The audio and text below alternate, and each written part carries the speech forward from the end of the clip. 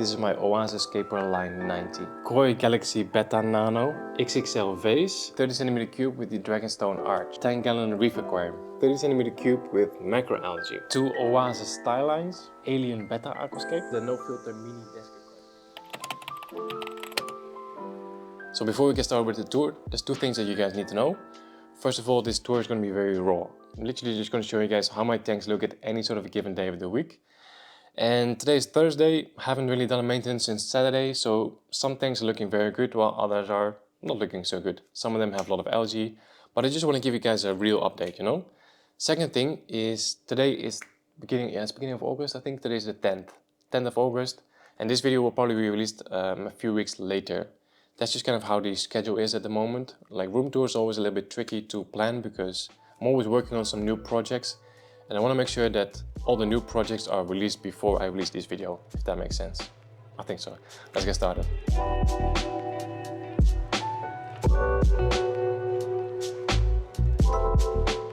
So I think it only makes sense to get started with the biggest tank that I have.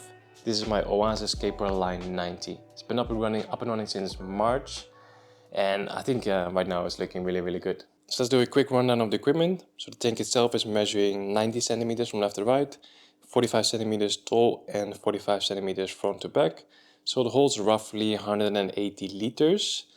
The light is the Skylight Hyperspot Wi-Fi. This is the M version with 6 spots. Then we have the filter in and outflow. Yeah, it's just a nice standard glass lead pipe setup with the skimming portion, which then leads us to the filter. And for the filter we have the OASE Biomaster 850. It is the thermal version, but I'm actually not using the heater at the moment because we're in summer, and right now in the house is like 24 degrees, so that's fine. Then CO2, I'm using an inline CO2 diffuser. This one is from CO2 Art, and behind the filter we have the CO2 bottle with the regulator. But I've actually just noticed that the CO2 ran out, so let's quickly replace the CO2 bottle. Okay, so let's make sure the CO2 is turned off, and I'll just quickly shut off the filter as well. So I've already unplugged the CO2 from this socket. Now before I'm going to disconnect it from the cylinder, I'm going to first close the cylinder. Let's check closing is that way. I'm also going to close the needle valve. And I'm also going to close this one. So now we can safely remove it. So we have the old bottle. This one is now empty. I'm going to get it refilled later today. And here I have a fresh one, a new one. This one is of course closed, and we can simply just twist it back on again. So the regulator is now back on the new cylinder. As you can see on this gauge, it's now set to 0, but if I open this, it should pop up. Yeah, see, here we go. So that's good. And now we can connect the bubble counter here again, open it up, and then adjust the needle valve. And then we're all good again. So everything's now back the way it was. I'm going to open the valve again over here and set it to about 2.5 bar, and then I'm going to plug in the CO2 again. So that's the CO2 on, and now we can open the needle valve, and there we have it, all done. Can you see the mist coming from the outflow? I think so, right? So this is the CO2 fixed, and this was the first time I did that since the setup of this aquarium. So that was March, it's now August, so a good 4 months with a 2 kg CO2 cylinder. I think that's not bad. Then let's talk about the fish. In here we have 6 African butterfly cichlids. I've had these since I think beginning of April, something like that. And these are like my new favorite dwarf cichlids. Absolutely love these guys. I think they're actually getting ready to lay eggs again. This female over here, you can kind of see that she has this, yeah, sort of egg tube coming out of her bottom again. So probably getting ready to lay eggs soon. And then besides the butterfly cichlids, we have a large group of green neons. I think there's about maybe 40 or so in here, maybe even more. We have one male of the honey gourami. The female is in a different tank. I've kind of separated them just because they were fighting a bit, I think. And then we also have a few dwarf pencilfish. You can see 2 of them over there. There's some dwarf pygmy cores in here as well, some otocinclus, some Siamese algae eaters, and a few new additions. So there's one over there on the leaf. I'm not sure what the correct name of this, like the English common name is for them, but the scientific name is Rhineloricaria red, I think. Really cool little catfish. I've had these since yesterday, so really happy about them. So the inspiration for this layout came from a tank from the 88 gallery in Japan. It had this same sort of like triangular style layout with a carpet in the foreground, mixed stem plants in the background, and then loads of crypts and like moss on the wood. So in the foreground we have dwarf hairgrass. Behind that we have 3 different types of crypts. The Wenditii compact, the Beckettii, and then there's the really small one, I think it's called Purpurea.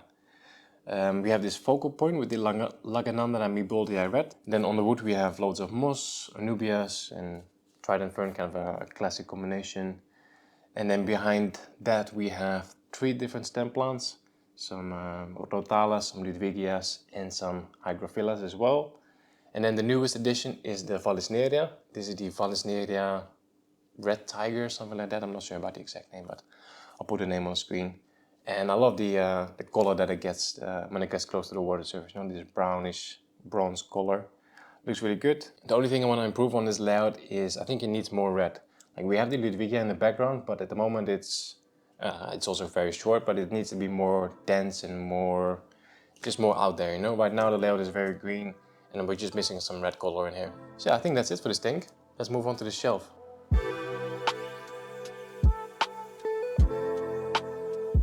So the famous shelf, people always ask me about this. We bought this one in 2018 in like a random Dutch furniture store. People always ask me where I got it and I always try to reply with sending them the link. Unfortunately, the store doesn't ship anywhere else besides the Netherlands. So if you're not from around here, you can't really get it, unfortunately. But yeah, the shelf itself is measuring 140 centimeters from left to right. It's 180 centimeters tall and it's 40 centimeters front to back as well. It's quite strong. I mean, especially the saltwater tank below here, that one is quite heavy as well. But yeah, I never had any issues with the shelf, so still very, very happy about it. Just kind of go over each individual tank in a little bit more detail. So let's start all the way on top with this little nano display for my Koi Galaxy BETTA. And I think this little nano tank is currently my favorite freshwater tank on the shelf. I just really like the layout. I really like the Mr. BETTA here. He's super chill, he's super colorful, and I just really enjoy watching him. He has a nice little character. And then I think the layout looks very good. I love the pink flamingo crypt all the way in the center there. I just love the variety of stem plants and the mosses. Yeah, I think it looks great. So the tank itself is a 36 centimeter opti-wide tank from Strideways. For the light I'm using a CHIHIROS C2. And then I have a small little external canister filter in the back there. This is from Mini Complete Tank. I'll leave a link in the video description. We have a small little glass lily pipe set, which I definitely need to clean. And then I'm injecting CO2 as well. And the CO2 for this little freshwater display and all the other freshwater displays is coming from all the way down low. In the lowest basket here I have a 2 kilogram pressurized cylinder with a massive regulator. This one is from F-Zone and it has 5 of those adapters. Not sure what the correct name is for it. But yeah, I'm currently only using 3 of them, I think.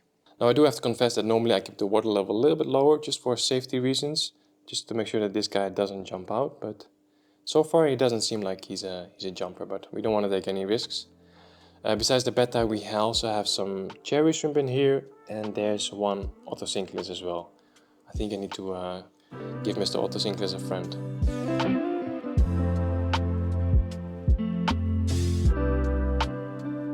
So this is what I meant when I said earlier that this is a bit of a raw update.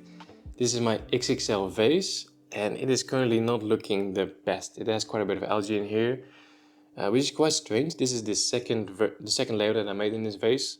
The first one was a no filter style setup, which didn't have any algae and just looks super good. In this one I am using a filter, I'm using CO2 as well, and there's just loads of algae in here. So let's kind of go over the setup first. This is a very big vase. It's measuring, I think it's 25 centimeters across and it's like 40 centimeters tall. So I think it holds roughly 25 liters or so. And then for the light I'm using a CHIHIROS C2 RGB. So it's very similar to the one that I have on the BETTA tank, but with that CHIHIROS you can only increase or decrease the light intensity. And with this CHIHIROS you can also change the colors. Besides the light, I am using a small external canister filter. It's the OASE FILTOSMART 60, I think it's called. And then I'm injecting CO2 as well. Not from the very start, but yeah, plants were not growing very well. I was experiencing algae, so I thought, let me add some CO2 in here. But it hasn't really made a very huge difference. Well, the plants are looking better, but the algae is only getting worse. So I was kind of going for a mangrove forest theme in here, which I think worked out quite well. And I actually really like the algae that's growing on the branches. I think that looks super natural. But then again, we also have a lot of cladophora algae in here. So just like the BETTA tank, I think the cladophora is kind of spreading through like cross-contamination or something. So maybe I just need to keep an eye on that. But yeah, this algae is really unsightful in my opinion. So I need to get rid of that. But it's very difficult to get rid of cladophora algae in my opinion. And there's some black rose algae growing over there as well. But I mean, I was kind of going for like a biotop style setup in this vase. And I still think it looks nice, even though we have quite a bit of algae. I still think it looks good. So in here we have a small group of the Phoenix rasboras as well as the Chili rasboras. And then there's 2 otocinclus in here as well. And we also have a couple of shrimp. So I think the problem with this setup is simply just the dimensions of the vase. Like it's too high, it's too tall. And the filter is also not really powerful enough to kind of pick up all the waste.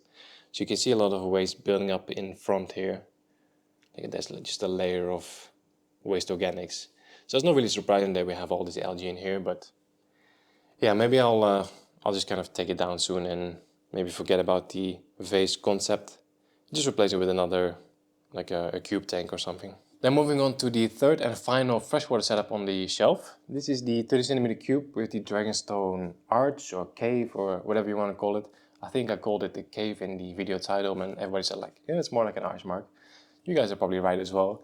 So this is still a relatively new setup. I think at the time of filming, this tank is about 5 or 6 weeks old. But you guys really seem to love this tank. Got loads of comments on the video. I really like it as well. It's just something completely different from what I usually do. Usually I don't really make these kind of crazy hardscape structures. But this was a fun little project and it's doing good. I did have quite a bit of a green dust algae outbreak in here. But after I added 2 otocinclus, they just completely took care of it, Now this tank is in need of a bit of a trimming session. The rotella stems are getting quite long. Okay, setup wise we have a 30cm optic white rimless cube from UNS, Ultum Nature Systems. Really high quality glass with nice mitred edges. And then the light is the Twinstar E series. And then behind that you can see a little hang-on back filter. So it's a pretty simple setup. But I am injecting CO2 again. And this is of course going back to that CO2 regulator that I showed you earlier. And then yeah, the hardscape is made from dragonstones that are kind of just glued together into this arch formation. And then on the sides we do have aquasoil, but we have this nice sand path in the center. And yeah, plants are growing well. We almost have a full carpet with dwarf hairgrass. Some nice little details here and there. Again here I have the crypt pink flamingo, but that one is not growing as well as in the BETTA Nano. And then the fish, we have a small group of rice fish. We have some red cherry shrimp again, and 2 otocinclus, and also some Cleton snails.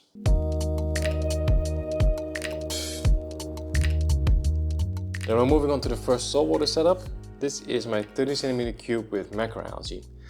Unfortunately, I have some bad news regarding this tank. If you saw the last update about it, you will know that I added 2 really beautiful fish, the red scooter blennies. Unfortunately, I lost them both. Not because of feeding issues or something, that was some worries that people had, but they actually both jumped out. I had a pair, like a male and a female, and I think at some point they were just not really getting along. I think the female was kind of getting bullied a little bit, so I separated her and I put her in my other saltwater tank.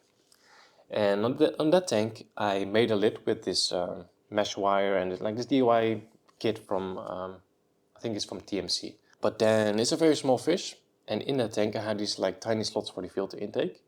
So so one day I woke up, I just didn't see her anywhere. So I checked in the filter compartment of the tank, and she was there in that little filter sock, So I rescued her. She was still alive. I rescued her, put her back in the tank, and then the next morning again I didn't see her. So I again checked the filter compartment. I was like, man, we have to do something about this. But then she was not in the filter compartment either. and then I saw that she actually jumped out. She was kind of like behind the shelf. Super gutted. So then I just had the male, and the male was still in here. And I mean, this tank has a glass lid, so I was like, there's no way he can jump out here. But I mean, the lid does have like a few tiny gaps. And then like a couple of weeks later, he jumped out as well. So that was not my best introduction to saltwater fish. So currently there are no inhabitants in here. Well, that's not entirely true because I do have a few snails in here. So yeah, just currently no fish in here. And I'm also thinking that I'm probably not going to get any new fish for this tank. I think I'm just going to stick to maybe a few small shrimp, like the sexy shrimp, for example. Or I'm just going to get some hermit crabs and just keep it a macroalgae tank with just some small crustaceans, you know. So yeah, macroalgae tank. We currently have a few different types of macroalgae, and I don't know all the names by heart, so I'll put the names on the screen. And since yesterday I also have a little rock with some corals on there. These are Ricordia corals, I think, if I'm not mistaken. And the plan is to move these to my coral reef tank, but I just want to try to remove them from the rock because the rock is quite big, and I don't want to have it in the tank. So currently this just kind of temporarily hang out in here. But this tank has been quite an interesting journey. This was my first saltwater tank, and I've learned a lot from this tank. It's not the best looking saltwater setup, but yeah, that wasn't the goal. The goal was just to kind of dip my toes into saltwater and just learn a lot from it. And that's definitely happened. And yeah, I'm still enjoying it. But yeah, we just need some new inhabitants in here. So if you have any suggestions, let me know in the comments. Oh yeah, we still need to talk about the setup. So again, we have a 30 centimeter cube from UNS. Same one as the previous freshwater tank I showed you. On here we have a kind of a DIY glass lid. And then the light is a CHIHIROS WRGB Slim. Then as you can see, I'm using a glass lily pipe set with a skimmer, which then goes down to a small external canister filter, which is down low here in this basket, next to the CO2 bottle. This is an OASE FILTOSMART Thermo 100. So just an external canister filter. Not something that you will usually see in a saltwater tank, but it's been working quite well. So this is actually a very simple setup. And this was my first saltwater tank. And in terms of equipment, it's exactly the same as what I would normally use for a freshwater aquascape. Even though the light is just a normal plant light, you know. So we just have a plant light, a rimless tank, and an external canister filter. Super simple. So if there's anyone watching that is thinking about setting up a saltwater aquarium, but maybe it's afraid it's too complicated, start with something like this. Like, you're not going to regret it. You can actually even add some corals in here as well, just like super simple leather corals. They will do just fine here as well. Yeah, I would say go for it.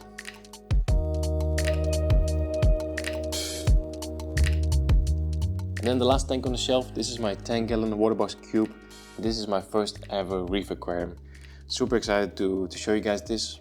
Actually, at the time of filming, I haven't really shown this tank on the channel for a very long time. I've just shown this setup video, but I'm working on like a big update video and kind of like the first 100 days of my first coral reef video. And that's going to be released actually before the room tour video. So probably as you're watching this room tour right now, you've also just seen the update about this tank. So we'll just kind of quickly go over it. Let's just start with the equipment first. So the tank itself is a waterbox cube 10. So it's like an all-in-one kit with a filtration compartment in the back. So it comes with filtration material. It also comes with a return pump. The only thing you basically need to buy is a light and a heater. For light, I'm using the Aquillumination Coral Grow. Really nice light. There's a heater in the compartment which is set to 26 degrees Celsius. In here we have a flow pump as well. This is the Aquillumination Nero 3. I'm actually not really using it at the moment because I think there's enough flow in the aquarium for now. So there's one more piece of equipment in this tank which you can't really see. You can see like a little tube all the way in the back filtration chamber. And that tube leads to this pocket again where we have the CO2 bottle, the regulator, the external canister filter. And in there we also have a little container. And this is the reservoir for the auto top-off. So the reason I'm using an auto top-off in this tank is because, well, we don't have a lid. So we get quite a lot of evaporation. And, well, the water is evaporating, but the salt stays in the tank. So you get quite a lot of swings in the salinity levels, which is something that you don't really want. So that's why this tank has an auto top-off system. So that's the tube that's coming from the reservoir. And then over here I have the sensor. So if I just lift up the sensor, See, that's when it starts filling up. So it's a very simple system, but yeah, it works well in this small tank. So this one has a little bit more equipment compared to the saltwater macroalgae tank, but I think it's still quite simple. So we have the return pump in the filtration chamber, we have a heater, we have a light, we have the wave maker, and then the auto top-off system. So 5 sockets for this small tank, which I think for a saltwater tank is actually still very little, but yeah, we don't have a protein skimmer, for example. I always thought that every saltwater tank needs to have a protein skimmer, but I think for these simple setups that only just have simple coral and easy to keep corals, you don't really need a protein skimmer. So I set this tank up about 3 or 4 months ago now, and to kind of give you a quick overview of how I did that. I first made a very simple hardscape with the rocks, then I added a nice layer of sand. The sand had beneficial bacteria, and I also added a biomedia with beneficial bacteria to the filtration chamber. Then I filled up with water and I let it cycle for 6 weeks. After a month I started measuring the nitrate and ammonia, and after 6 weeks the tank was cycled and the nitrate and ammonia were both 0. So then I slowly started introducing coral, and at the same time I'm also still feeding them. I'm not really feeding the coral so much, but I'm basically just adding a little bit of like frozen food every now and then, just to have a small level of nitrate and phosphate, because that's still quite important for the corals. And yeah, basically that's it. So right now I don't have any fish in here just yet, but I'm planning to add that soon as well. We're just going on holiday soon and I don't want to add in fish before we're going on holiday, you know. So after we come back from our vacation, hopefully the tank is still doing well, and then we can add in some inhabitants. So if you guys have any suggestions for this tank, let me know in the comments. Then let's go over the inhabitants in this tank. It's mostly coral. So starting with this one in the center here, this is a toadstool leather coral with these really long polyps. Really love that. Right next to that we have yellow polyps, and just behind that, it's very difficult to see, I have a little frag of green star polyps, and hopefully that's going to cover the entire background like you see in most reef tanks. Then the big one over here is a Kenya tree. Right in front of that we have some clove polyps. Over there we have a feather duster worm. So this is not a coral, this is actually an invertebrate. So you have this long tube, it actually goes all the way inside the rock. Inside there we have a worm that I actually haven't seen yet, but yeah, what you see right now is basically the crown of the worm. Really interesting. Next to that we have some pulsing xenia. This is probably the most popular, the most fast growing, almost like invasive type coral, but I really love it because of this pulsing motion. It just looks super cool. Below that I have a small frag of a mushroom coral, and here in front we have a shell with a hermit crab. But I got this guy yesterday and he still hasn't moved, so it's been almost 24 hours. So I'm not sure what's happening with this guy. Okay, so that was everything on the shelf. So I suggest we move to the table where we have 2 more tanks. So this right here is my Alien BETTA Aquascape. It's a 35 liter SCAPER tank from Nano. And yeah, the only inhabitant in here is my Alien BETTA, as well as a few shrimp. So I think it's called an Alien BETTA because it's like it's a hybrid species, and they're only available in this like really shiny, usually it's like greenish to bluish color. Mine is mostly blue, and I've had him for quite a while now. I think almost a year, maybe even longer. Not sure how long I have him, but I'll put the date when I first got him on the screen. So this tank was set up maybe like 4 or 5 months ago, but it took quite a long time before I released the build video, because initially I wanted to have a carpet with UG, Utricularia graminifolia, which is quite a difficult plant to grow. I wanted to have a carpet in the foreground, so it took a very long time for it to grow in. And when I almost had a full carpet, I didn't like it, so I removed it and I just replaced it with sand. I think the sand is definitely much better. There is one issue though, is that the AQUASOIL is kind of spilling onto the sand path, but there's a very easy solution for that. So usually when I'm doing a maintenance session, I always grab this magnet, and because the AQUASOIL has some iron in it, the AQUASOIL is actually magnetic as well. So you can kind of just like go over the AQUASOIL, and it'll basically just, see, it will just attach to the magnet, and then you can quite easily remove all of it. So in terms of the setup, we have a 35 liter SCAPER tank from Nano, which is measuring 40 centimeters from left to right, 30 centimeters front to back, and 28 centimeters tall, I believe. So holds roughly 35 liters or like 7 or 8 US gallons. Has these nice kind of rounded corners, which not everybody likes, but I quite like it. Here is Mr. Alien, looking good as always. Then the light is a Blade Freshwater from Aquillumination. Really like this light, it's very powerful, app controlled, plants love it as well. I have recently trimmed the rhodalas on the right side, so the scape is looking a little bit out of balance at the moment, but it will grow back quick enough. Then I'm using a small external canister filter, and this is the same one that I'm also using on the other BETTA tank that I showed you earlier.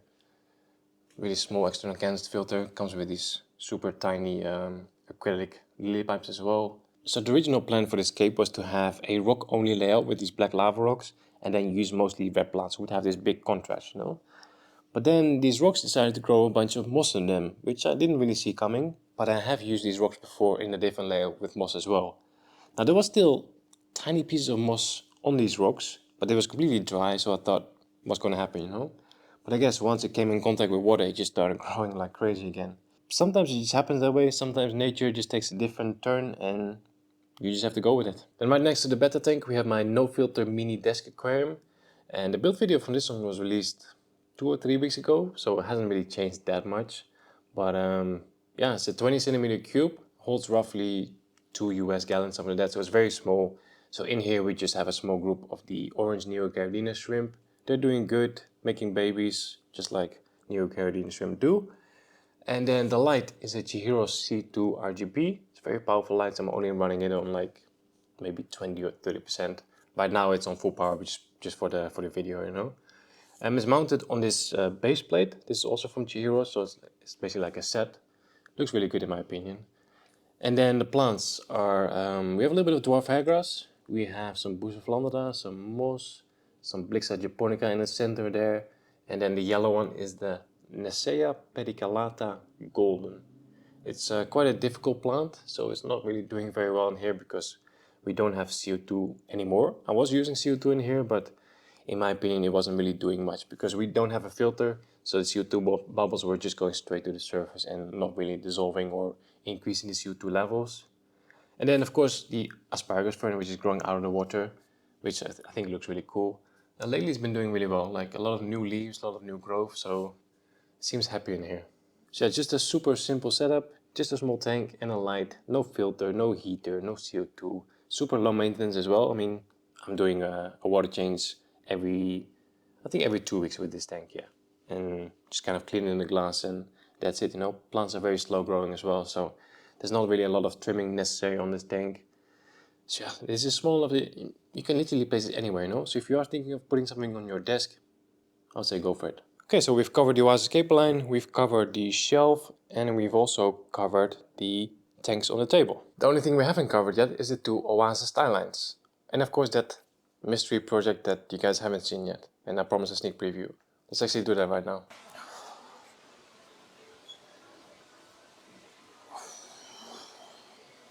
That's massive. Hope you guys like that sneak preview. Now let's talk about these 2 tanks right here. They're the Owasso Skyline 125s. And both of them are just not doing that good. So they're both going to be rescaped very, very soon. Let's start with this one first. So my idea with this tank was to create something that kind of looks like an Africa biotope. So most of the fish are from Africa. We have some beautiful Lampi Achilles. We have the jellybean tetras. And then we also have a pair of Crebensis cichlid. Like not your typical Crebensis cichlid. These are Pelvica chromis subocellatus. So they're a little bit more rare. Very beautiful though. But there's something wrong with the female. Like when I first got her, she already had like a little mark on her forehead. And that's only been getting worse for these past few months. Also when I first got them, like they were really not getting along. The male was constantly chasing her away and kind of damaging her. So I actually separated them for a little while, placed the male in the other Skyline 125. And then a few months later I kind of reunited them. They were still fighting. And then all of a sudden one day they were like best friends. Super weird, but since then they've been getting along just fine. But they haven't had babies yet, and I mean, Crebensis cichlids are kind of known for, you know, being easy to breed. So I'm wondering if it's because the female is not really in the best shape, if that has any effect on them not making babies. But yeah, I'm just not sure. We also have some few bristlenose plecos in here, and yeah, basically the main reason why I'm not really happy with this tank is because we have a lot of algae in here. Like we have a lot of black brush algae. And also a lot of cladophora algae in here. So this is like tank number 3 or 4 with cladophora algae. So there's definitely going on with like cross-contamination. So I'm thinking to just rescape this tank and kind of start over from scratch again. I still want to keep it an Africa themed tank, but just do a complete rescape, you know. Then this one is looking a lot better, especially from a distance. I named this one the Green Valley. Basically just a rock only layout with a lot of green plants. And in here we have a big group of the threadfin rainbows. Really beautiful fish. I'd never kept them before, but yeah, they're definitely very interesting and unique. We also have the female honey gourami in here. We have a big group of cherry shrimp. And we have a few dwarf pea puffers, some rosy loaches, and some bristlenose pleco. So it's kind of like a community style setup here. And yeah, like I said, from a distance it looks good.